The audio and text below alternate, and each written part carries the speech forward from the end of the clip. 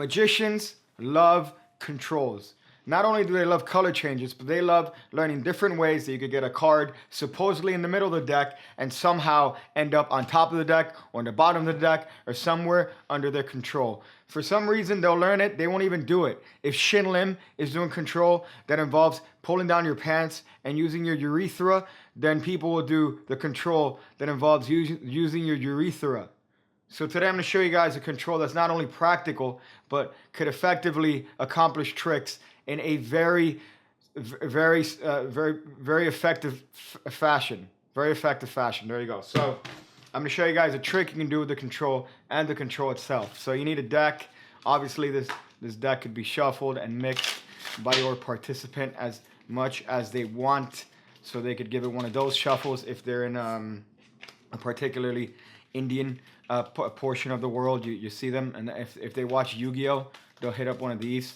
That's a throwback there. So they mix up the cards however they want, and they call stop as you do one of these actions over here. So let's say they say stop right there. Now of course you're going to be showing them like this. You're not going to be doing this because then you see the card. So 9 of diamonds right over here. That's crazy. So they memorize that card. As a matter of fact, to make this even more fair, you out jog the 9 of diamonds in the middle of the deck, and if you want, you can even have them push it in to verify that that card is going legitimately in the middle. There's no control here. There was, but there is no control that they apparently are aware of. So you turn to another spectator and say, hey, yeah, please put the brittle down. You don't need that for this, son of a. So, sir, did you know what card he picked? You don't? That's fantastic. I want you to take a look at this deck right over here. You see that? I want you to think of a card that you could see. You got one? That's fantastic right there, sir. So you're going to look into his eyes and you're going to reveal the card that he picked. Go ahead, do it. And of course, he's going to turn to the spectator and tell him the exact card that was on his mind. But here's the thing. Not only does that happen, and the spectator says, oh, you picked the 9 of diamonds, but there's actually no 9 of diamonds in this deck. They could look anywhere they want, and there's going to be no 9 of diamonds in this deck at all. Because you reach into your pocket and you say, hey, I never had a 9 in this deck. I took that card out before we started. So both of you are fucking retarded. So that's the trick. It's a cute little trick you can do. It has a little bit of a dual reality that magicians love to mess with these days because Peter Turner got it popular. So I'm going to show you guys the control first of all. It's a very simple control. I'm hot on this Kelly Ovett master move. Thank you to whoever replied in the comments the history of the trick. But it's pretty much the Kelly Ovett master move that you're going to be doing here in a form of a control to the bottom of the deck. So let's do this. Let's do it. So they call stop wherever they want, or you can do it from a riffle shuffle. Sorry, from a riffle. Right here, and it's not a riffle shuffle. I'm autistic. So they could either say stop this way, or you could dribble the cards and they say stop that way. So let's assume that they say stop over here. Now you're gonna get into a position here with these fingers in the right hand on the upper right corner, because they're gonna separate that card from the deck. Now again, you're not gonna do it here. You're gonna do it when the cards are facing the table or the street or the desert, wherever it is that you're from. So you're gonna show them the card. You're going to be like, oh, hey, say stop. Perfect. But remember that card. Think about that card. Don't forget that card. Are you sure you got the card? You're going to make sure that they're going to remember the card, because in a moment, you're going to be doing a reverse fan. That's the method right there. You're going to be doing a reverse fan to this guy, and you want to make sure this guy doesn't forget the card, because he's going to be the only guy that has seen the card. So you want him to remember it very well. So once you aim the cards towards the desert ground here. Let's pretend we're in South Baghdad. You're going to use the upper right fingers of the right hand to squeeze that card, and it'll separate it from the deck. Now, what this allows is for two things. Not only does this allow for your dirty fingers of your left hand to reach and supposedly grab that card. Really, you're doing a sort of a glide action here, and you're going to be grabbing the card below this card, which is their card. It's going to allow for that. It's also going to allow for this card to actually sneakily be put under the deck as you shift this card towards the left. So in speed and in action, it should just look like you're showing them the card and you're taking it out to facilitate and to make it even more fair. But really what's happening is that that card is being snuck surreptitiously to the bottom of the deck. So one more time here in Italian slow motion. See, I read the comments. Italian. There's gonna be Italian slow motion here.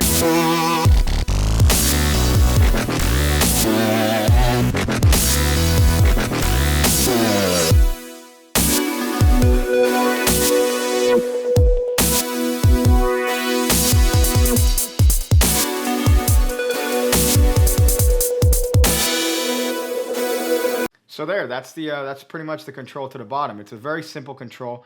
The only thing that's going to be really difficult is in the beginning, obviously, is to try to get the cards to be as square as possible. I know they have the tendency to spread around, but also you don't want to flash in this particular way. This is pretty much a very angle-proof sort of control. However, the only place you could flash is if you happen to squeeze this card harder than your mom squeezed you at the store when you grabbed that lady and you shouldn't have, or grab the gentleman's hose, if you know what I. Anyway, so it's a little bit of a separation here. You don't want to have a gap wider than my mom's. So that's pretty much the control itself. Now, in the context of this trick, it's a good way to not only get the card to supposedly be placed very fairly in the middle without any sort of control on your end, but it allows for a discrepant dual reality trick here. So what's going to happen is that you're going to do a reverse fan to this particular spectator. Now, it just so happens that I've never learned how to do a fan with my left hand. It might be due to the multiple sclerosis that I'm sure is going to hit me when I'm 37 years old, but I never learned how to do it. The only way I learned how to do it was in my right hand in this particular fashion. However, when reading Mark Wilson's Guide to Magic, it describes how to do the fan, but I didn't read you're supposed to do it with the left hand. So my entire life, I just thought that I was doing something special here. So I learned how to do the fan with my right hand exclusively. But what this allows you to do is do a fan in the right hand and only show one card here. So this allows you to show the bottom card, which is the card that this guy picked. Now you're going to turn to a spectator that didn't see the card they picked. You're going to do this reverse fan, and you're going to say, I want you to see these cards. If you want, you could grab them in the shoulder and squeeze them so they kind of understand that to roll with the punches here. You're going to say, I want you to think and remember a card that you could see. Now, of course, there's only one fucking card that they could see. So if they happen to name another card, you already see it. You're getting your peek here. So you tell them, oh, remember a card you could think, sir. You got one?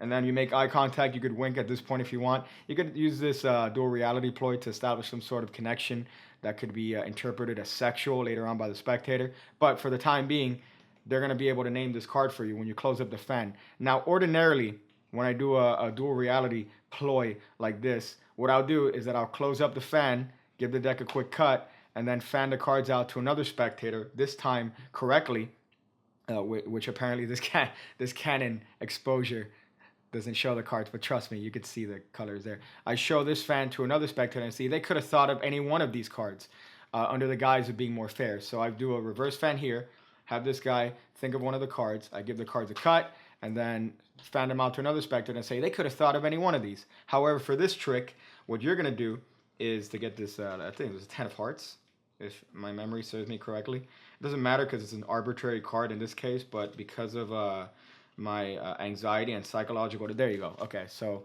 the 10 of hearts is a card that the original invisible spectator picked. So you do this. In this context, you're not going to do that cut. You're just going to square the cards up, and you're going to tell this spectator to reveal the card to that spectator. Now, in this commotion, they're going to name, oh, you thought of the 10 of hearts. This is a perfect opportunity to cop out the 10 of hearts and say, you know what's interesting here? There's actually no 10 of hearts in this deck. Of course, I've just snuck out the 10 of hearts. There's actually no 10 of hearts in this deck.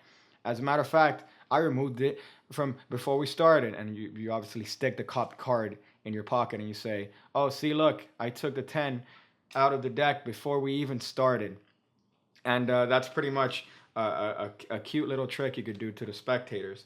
And point out how unobservant they are and slightly retarded for not realizing that, or for having hallucinated apparently a card from the deck.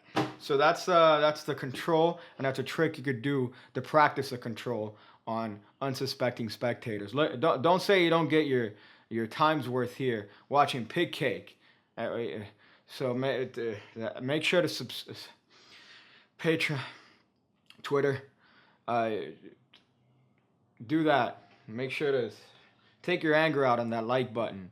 Yeah, so I'm gonna go watch a compilation of pigs copulating over corpses. When I see you again, when I see you again, when I see you again, when I see you again, when I see you again, when I see you again, when I see you again, when I see